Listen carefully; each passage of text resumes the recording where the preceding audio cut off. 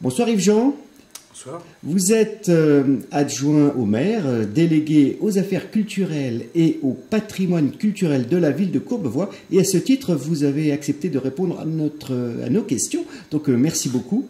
Donc première question, Yves-Jean. La mairie de Courbevoie soutient le Festival des Fourrures de Courbevoie depuis la création. Je suppose que vous devez être extrêmement sollicité par bon nombre de projets. Pourquoi avez-vous dit oui aux Fourrures de Courbevoie? C'est toute une histoire. Il faut savoir que nous avions l'intention de créer un festival, le Festival du théâtre amateur, et vous êtes venus nous voir à ce moment-là. La décision était pratiquement prise pour ceux qui nous concernent, et on s'est trouvé devant ce dilemme qui était: est-ce qu'on fait le Festival des Fourrures de Courbevoie que vous nous présentiez, ou est-ce que nous faisions notre rêve depuis un certain temps, c'est-à-dire un festival de théâtre amateur. Et puis après réflexion, on a pensé que votre proposition était peut-être plus intéressante en ce sens qu'elle sortait de l'ordinaire et qu'elle donnait une spécification particulière au théâtre amateur. Voilà pourquoi on a décidé d'arrêter notre projet, peut-être nous un autre jour, mais en tout cas de mettre en œuvre votre projet. Bon, merci beaucoup. Voilà, je pense que vous ne le regretterez pas. En tout cas, la première édition a eu de très bons retours. Alors, très bon succès.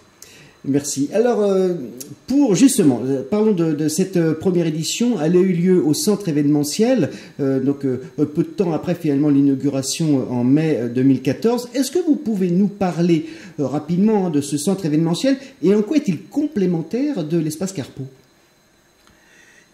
Il est complémentaire si on veut, mais en même temps l'espace Carpeaux fait partie du centre événementiel, puisqu'ensemble ils sont gérés par une société publique locale créée par la ville de Courbevoie. Donc la société publique locale permet de gérer des établissements publics par des collectivités locales, seuls actionnaires de ce type de société.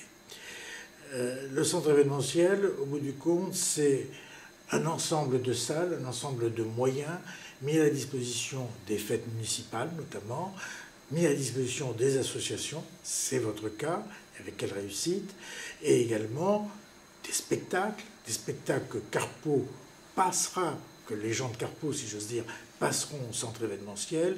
Il y en aura à peu près une douzaine, tandis que Carpeaux en tant que tel continuera avec ses 80 spectacles, son